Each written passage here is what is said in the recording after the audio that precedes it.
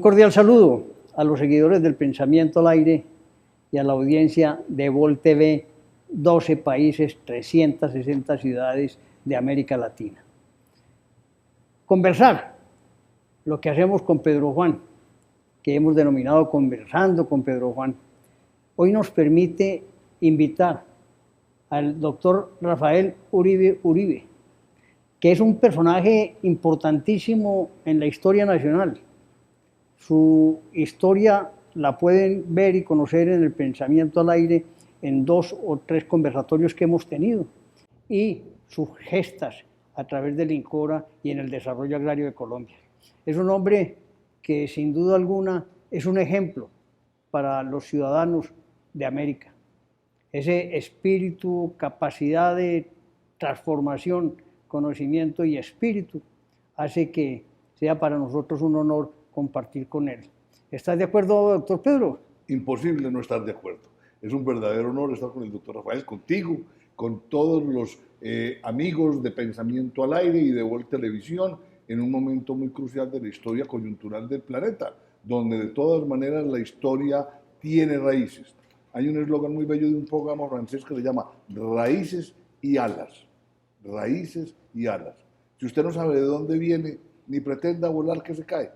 Usted necesita saber cuáles son sus verdaderos cimientos. Entonces es un placer y un honor, doctor Rafael, poder compartir con usted y contigo, Antonio, esta mesa. Bienvenido. Gracias, hombre, el honor es mío. Me están dando más aspiraciones de las que tengo, pero muchas gracias por haberme invitado a este programa, me parece muy interesante. Es un programa que he seguido con mucha efusión durante varios años ya, que lo que hace que conozco a Antonio, además que estoy muy contento de estar aquí con ustedes y con Pedro Juan, que es un mago de la historia, un libro abierto, como decíamos nosotros.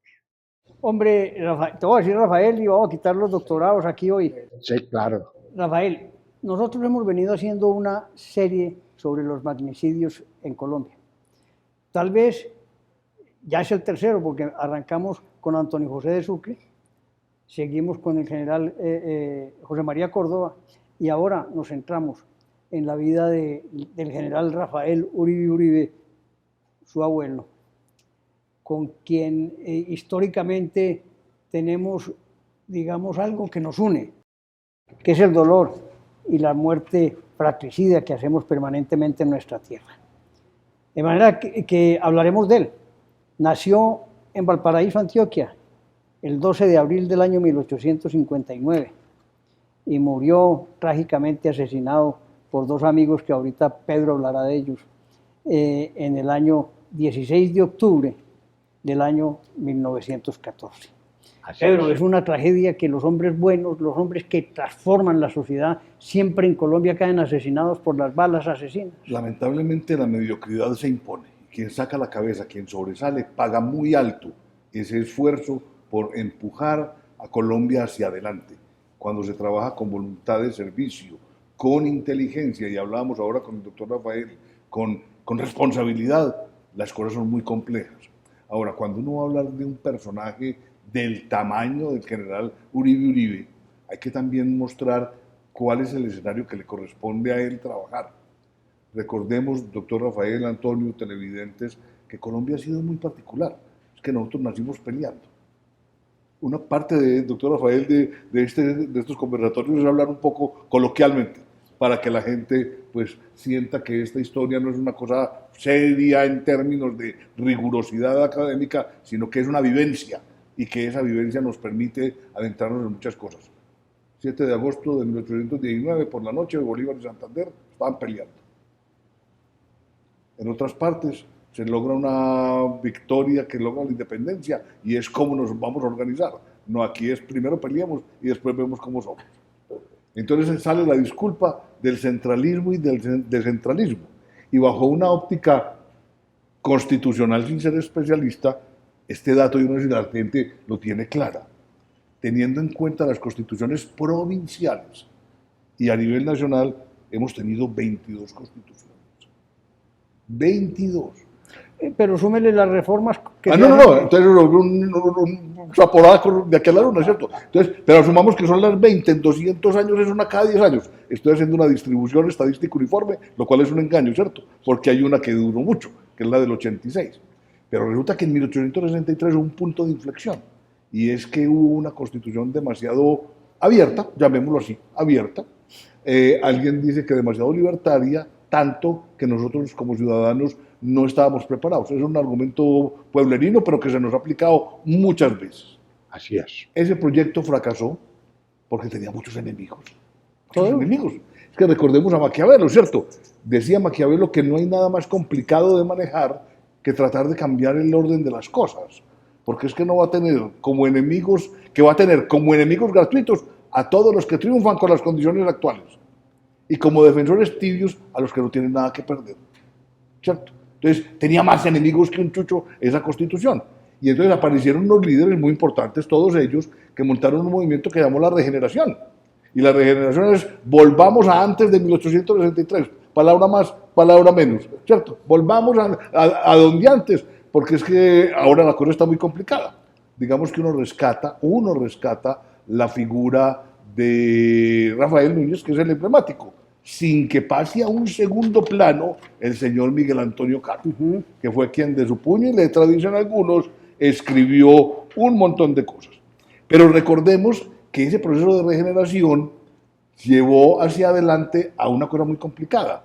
Obviamente tumbaron lo de 1863, se instituyó la Constitución de 1886, duró un montón de años, pero hubo gente que no quedó contenta, como todo. Y de 1886 al 1904, que es un periodo esplendoroso para la vida del general Rafael Uribe y Colombia, fíjense, por ejemplo, los presidentes, ¿quiénes fueron?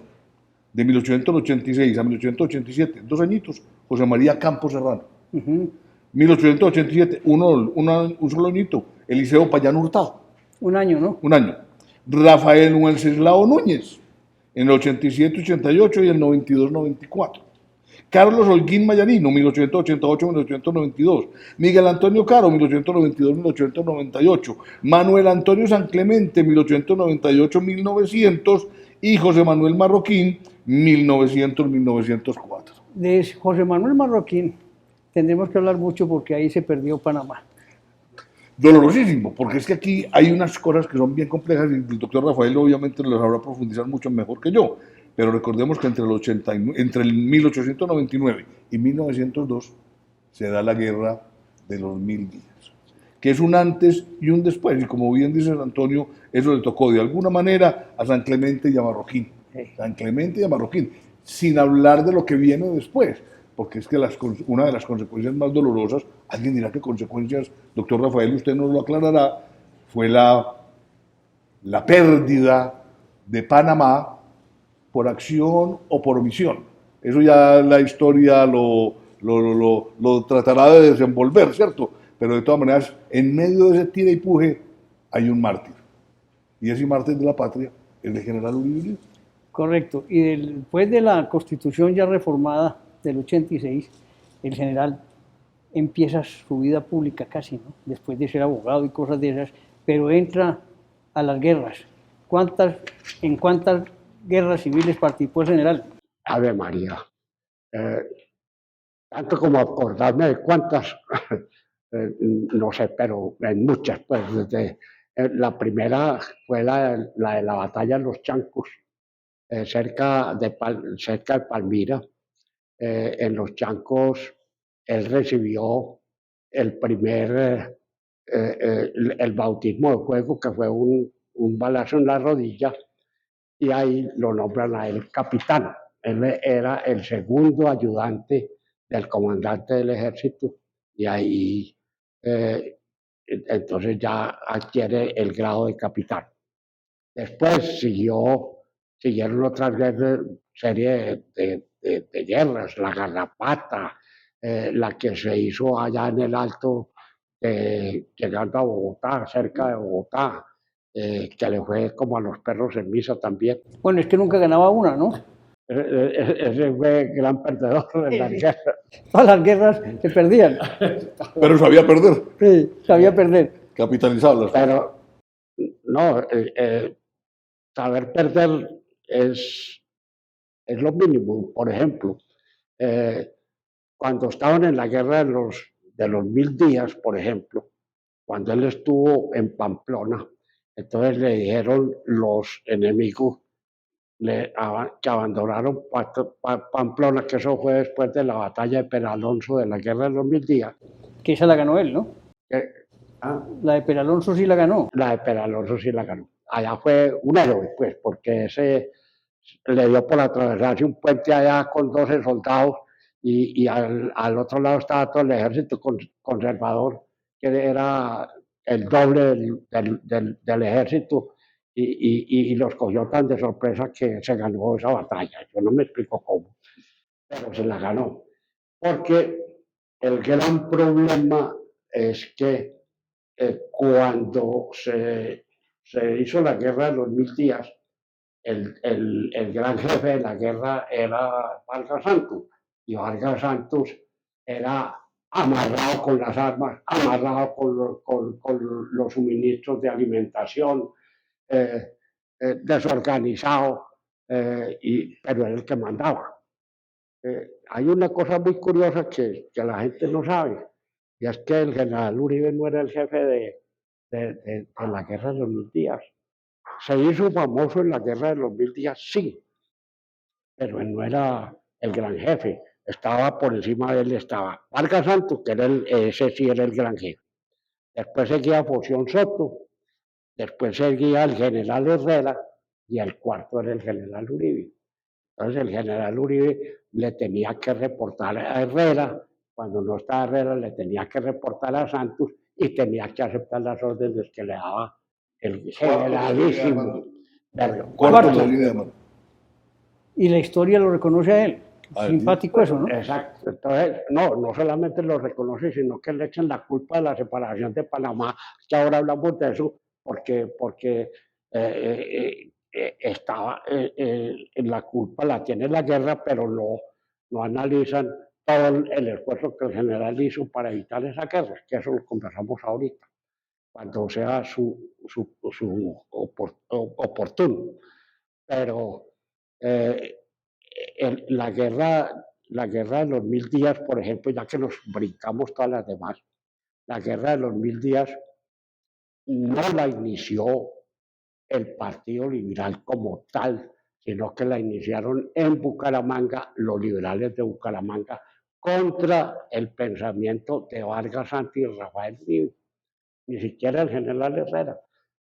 El general Uribe, el concepto fue que no podían empezar una guerra sin antes tener bien organizado un ejército, y estalló la de Bucaramanga, y estallada la de Bucaramanga, pues el general Uribe, que era liberal, le tocó meterse allá, pero se metió, como decimos vulgarmente, a la brava. No, él no quería iniciar esa guerra, y ahí es donde empiezan las batallas. Le fue como a los perros en misa en varias batallas, y ahí fue cuando le dijo al general Herrera que él sentía mucho, pero que él no podía seguir desacreditándose, y que no podía ser un general inútil, y que por eso iba a atravesar el puente de Peralonso. Y ahí fue cuando atravesó el puente de Peralonso. Después le hicieron un homenaje en Bucaramanga y pasó una cosa muy simpática. Había una niña muy linda, y esa niña muy linda se le ofreció. Entonces trató de conquistarse al general, y el general le contestó: mire, señorita, qué pena con usted, pero yo soy como los fósforos de palo, que no rastrillo sino mi propia fosforera. Hay que le hubiera dicho eso a Bolívar, que le hubiera a Bolívar. ¿Ah? Entonces, y después en Pamplona, cuando le desocuparon, entonces le dice el comandante del Partido Conservador que estaba allá, le dice: general, por favor, que tráteme bien la gente. Dijo, a mí no me tiene que decir eso, ellos van a tener el respaldo del Partido Liberal que está aquí para defenderlos también. Aquí se defiende a todo el mundo, aquí no hay discriminación con nadie. Entonces, esa era la actitud. Por ejemplo, cuando el general Uribe entregó Corozal a Mariano Ospina, perdón, a Pedronel Ospina, cuando le entregó Corozal a Pedronel Ospina, le deja una carta, le dice, estimado, él era compañero de estudio del general, él le dice, estimado compatriota, o como sea, usted, aquí le entrego esto, por favor, tráteme bien como yo le he tratado a los suyos, a mis enfermos y a los que no me pueden seguir.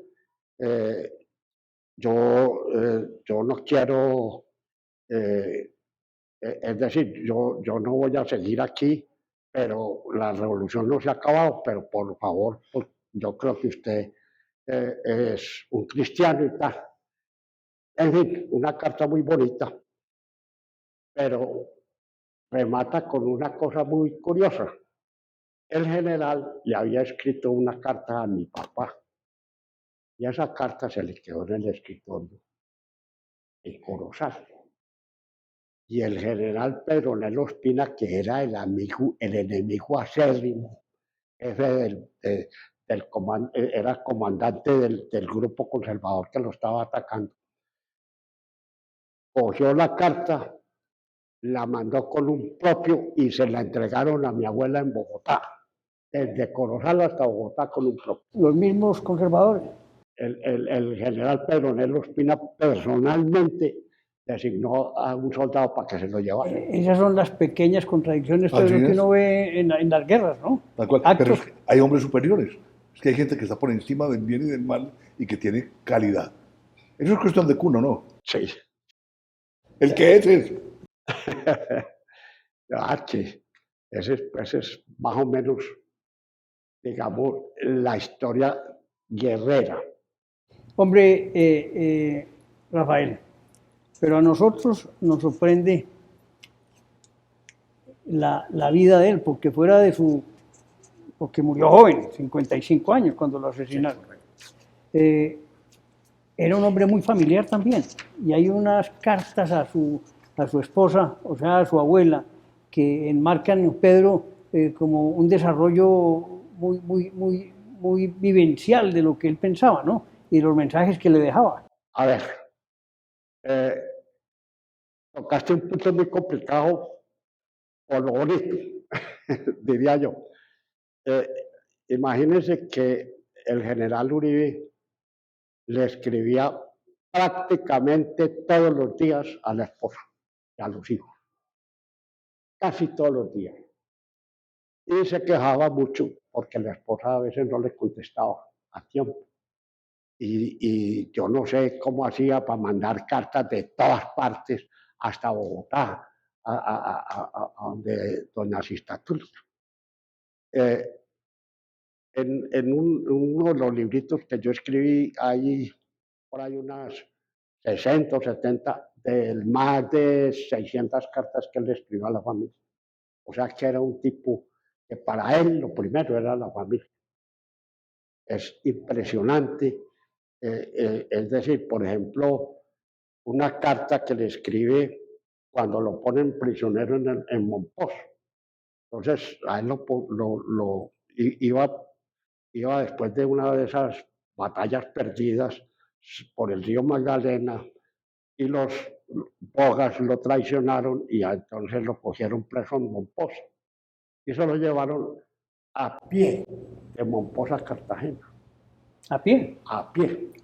Buen ejercicio, doctor Antonio. Entonces se lo llevaron a pie de Monpós a Cartagena y él le escribe una carta a mi abuela donde le habla con un amor que si no fuera por el amor que le tenía, él no sabe cómo hubiera resistido ese viaje tan largo, que con los pantanos que tenía que cruzar y todas esas cosas. Entonces imagínense cómo sería un camino Paludismo, todas cosas. todas esas en cosas. esa época.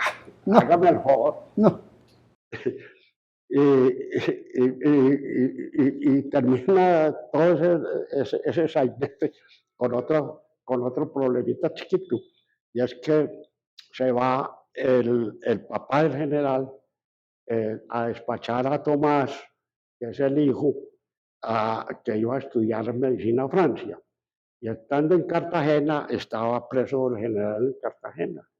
Entonces se va para donde el, el, el gobernador, o no sé qué título tenía el personaje en este momento. Y entonces le dice a interceder por el general, y entonces ese tipo lo mandó a comer espárragos. Y entonces le dice, vea, tenga cuidado, porque un hombre como Rafaelito, así se lo dijo, con el diminutivo, como Rafaelito, es más peligroso que un gallo bravo cuando le crece en la escuela. Y le contestó así, y al poquito tiempo lo liberaron. Estamos hablando de un hombre que es multidimensional y polifacético, ¿cierto? Porque este hombre era abogado, Sí, profesor, militar, periodista, escritor y obviamente político y diplomático. Estamos conjugando una serie de actividades como en un orden creciente y siempre al servicio del país. pero había una cosa, que para graduarse de abogado, que eran 5 o 6 años en esa época, se graduó en 3. ¿Para que vea? Y el profesor, que era íntimo amigo de él, que era un personaje, no me acuerdo el nombre, de Salamina, que se había ido a pie de Salamina hasta Bogotá. Y se graduó solo, pues, con miles de dificultades y todo. Y entonces el general le dice, cuando se graduó, le dice, bueno, ¿y usted qué me aconseja? Le dice, vea, que coja todos esos libros que usted tiene ahí y todos esos estudios que yo le di y bótelos a la canasta y póngase a hacer cualquier otra cosa. Ya. O sea, un consejo vocacional maravilloso. Y el general efectivamente Lo hizo. lo hizo en cierto modo porque él fue procurador aquí en Antioquia cuando Antioquia era federal, pues, Sí, y renunció a eso y ya se dedicó prácticamente a la agricultura. porque es que él dentro de sus propuestas, que son varias, habla de los derechos laborales, doctor Antonio. ¿Usted qué sí, maneja eso? Pues eso prácticamente en el año 1904. Él fue el primero que empezó a proponer un código laboral, un tema de seguridad social. Es un gran reformista el hombre. Y un nombre de futuro, De ¿cierto? futuro, Qué claro. maravilla. También hablaba de la igualdad de género. ¿Y sabe cuándo se consolidó el código laboral en Colombia? En el año 1961. No, habían 61. Había pasado. Primer código, digamos, compilado laboral. y las primeras propuestas fueron Y la primera fue la primera propuesta que hizo fue que la jornada laboral no podía tener ni niños ni más de 8 horas de trabajo. Qué maravilla. Para la época, un En anticipado. 1904. Y hablar de la igualdad de género. En esa época, pues, es que eso era una apostasía, eso era una cosa miedosa. Hablar de la reforma agraria, que obviamente pensaba en eso, y el impulso agrícola. ¿Y sabe quién hizo el gran reconocimiento a la mujer? Fue el general Gustavo Rojas Pinilla, Y claro, cuando reconoció pues la ciudadanía. ciudadanía. Mire cuántos años pasaron. Es que, como decía Yursenar, tener razón demasiado pronto es lo mismo que equivocarse, ¿no? Sí. Ave María, no lo entienden en su momento, pero qué maravilla. No, pues es que la propuesta social es, yo tengo un librito que me regaló Otto Morales Benítez. Ese librito está escrito en lo de la época, que era en mimeógrafo. Claro, Entonces está el pensamiento social del general Uribe en mimeógrafo. Y hace unos avances tan grandes. Por ejemplo, él no propone propiamente una reforma agraria, sino que los latifundios no deben ser superiores a 500 hectáreas. Propone que hay que ayudarle a los aparceros y todas esas cosas. No solamente entregar tierra, sino que acompañarlos. Acompañarlos. Una cantidad de cosas que empezaron a funcionar en el gobierno de Alfonso López Pumarejo. O sea, 40 años después. 40 años después, claro, claro. Y la reforma agraria, que a usted le tocó, con Carlos Lleras en el año 66, ¿no? Sí, exacto. Hombre, fracasó esa reforma, entre otras cosas, y hay que hablar tantas vainas, ¿no? Aquí es muy difícil que las reformas prosperen. A ver, María, es que la propiedad y la tenencia de la tierra son dos temitas aquí muy complicados. Muy complicado. Eso es muy complicado. Eso es muy complicado, pero yo creo que se ha transformado tanto la tecnología, que yo por eso sostengo que los minifundios hoy no existen. Entonces, una vez un amigo me dice, usted se está volviendo loco, ¿cómo así que los minifundios no existen? Si en Holanda son capaces de producir 8 o 9 kilos de tomates por metro cuadrado, entonces ¿a dónde está el minifundio? Del microminifundio, pues. Ya no hay. Ya no existe. Es la capacidad de producción, sí, la tecnología. La tecnología, es decir, Pero no se me vaya, pues, hombre, que nos metemos a un tema agrario, Sí, eso que ya usted es sé experto. bien complicado. Sí, pero yo quisiera retomar el tema que dice Pedro Juan, es que a uno lo impacta esa capacidad en general, militar, escritor, abogado, guerrero, Profesor, periodista. diplomático y agricultor, porque además usted manejó las fincas que él tenía. Sí, Para claro. que vea, pues, cuente. Sí, claro. Igual a la hacienda Gualanday era la hacienda que creó el general en Fredonia. Y el abuelo del general fue el fundador del municipio de Fredonia. Y por eso pues tenía el general la finca allá. Y ahí... ¿Cafetero o...? Sí, nosotros teníamos café y caña en esa época, ¿cierto? Pero el general pues se dedicó al café. Yo después hice un poco de locuras allá, pero eso no es el tema de hoy. Pero la manejó usted. pero yo fui el primero que manejó la finca después de la muerte de mi papá y estuve ahí un poco de años y a raíz de unas locuritas que hice que fueron muy interesantes, me nombraron presidente del comité de cafeteros y después gerente regional de la Caja Agraria. Después me llevaron para Bogotá a la Caja Agraria a una sugerencia, a la de fomento, que nace de todas esas bobaitas que... ¿Sabe, Pedro, con quién hacía un conversatorio en sus juntas? Nada menos que con Camilo Torres y con Álvaro Gómez Hurtado. Contará historias. ¡Qué buena trilogía! ¿Cómo le parece? Muy diversa. Un liberal. ¿Ah? Éramos tres pensamientos políticos distintos y nos volvimos íntimos amigos los tres. Pero bien amigos. ¡Qué maravilla! Donde hay inteligencia, donde hay lógica, donde hay interés común, se superan otras cosas. ¿Qué hizo el general? Al general lo mataron porque apoyó un gobierno conservador. Así de sencillo. Eso porque él quería era la paz. Él dijo, yo más primero que liberal soy patriota. Lo que me interesa es la patria primero por encima de todo. Y si tengo que apoyar una política que no es la mía, la apoyo. Siempre que sea en bien del país. Es que él compartió gobierno con el general Rafael Reyes. Sí, claro. Fue el único liberal, creo que. Y ahí fue donde lo nombraron ministro plenipotenciario en Brasil, Argentina y Uruguay y Chile. Sí. Pero participó en el gobierno, después de la guerra civil, en el gobierno. Y eso le generó mucho enemigo. Le comentaba yo a Pedro Juan ahora, cuando empezamos, que por ejemplo, uno nos explica las cosas que hacía, por decir cualquier cosa. Él tenía que viajar por Buenaventura, irse por Malaquito, de ahí pues seguir todo para Perú, tal. Bueno. entonces le dijo el presidente, vea, vaya y me mira un problemita que hay en las fronteras con el Ecuador. Entonces, esa fronterita era de 586 kilómetros. La recorrió a caballo. Y se fue después de la frontera hasta Quito a caballo.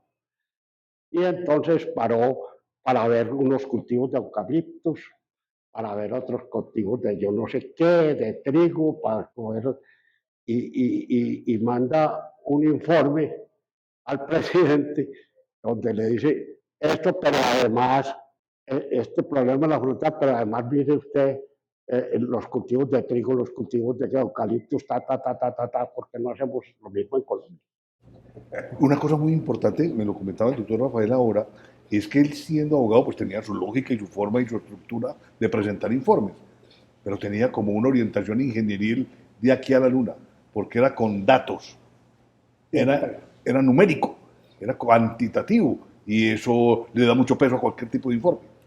No, pues imagínate que el gerente de los ferrocarriles de Antioquia le pide al general en una reunión que tuvieron en Barranquilla, antes de él irse para la diplomacia, que como iba para allá, para el sur, que mirara todos los ferrocarriles. Le escribe una cartica donde le dice, mire, lo que usted me pidió no lo he echado a un saco roto. Y voy a estudiar muy bien todo lo que hay de ferrocarriles, no porque usted me lo haya pedido, sino porque eso es parte de mi curiosidad, de lo que tengo que hacer como diplomático. Pero resulta que para atender su solicitud estudié el problema del ferrocarril entre Guayaquil y Quito. Y le pone estación por estación a cuántos metros sobre el nivel del mar está, cuántos pasajeros transporta, cuánta carga, qué pasajeros siguen de ahí hacia la otra estación, cuántos de la ahí hasta la otra, hasta que llega a Quito. ¿Dónde hay errores de ingeniería? Un tipo que era abogado. En teoría de flujos eso es lo que hay que hacer. De ingeniería. Sí, eso sorprende, ¿no? La capacidad del hombre, ¿eh? Coge, se va en el Brasil, estudia el ferrocarril de Santos a Sao Paulo. Pero, perdón, ¿el de Quito se hizo o no? Ah, ¿El ferrocarril se hizo o no? sí, se hizo, claro. Pero después, estando en el Brasil, estudia el ferrocarril de Santos de Santos a Sao Paulo. Y lo mismo, le escribían los hijos, mire, es que este ferrocarril es así, y en tal parte es con, que lo tiene que jalar como cremallera, yo no sé qué, pues, y toda la historia del ferrocarril de Santos a Sao Paulo.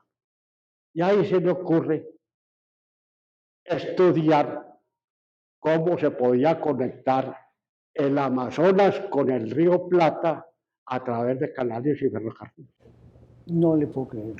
Es una odisea, pues, ¿eh? Que eso lo rescata también el doctor de Graves, ¿cierto? Claro. Una maravilla.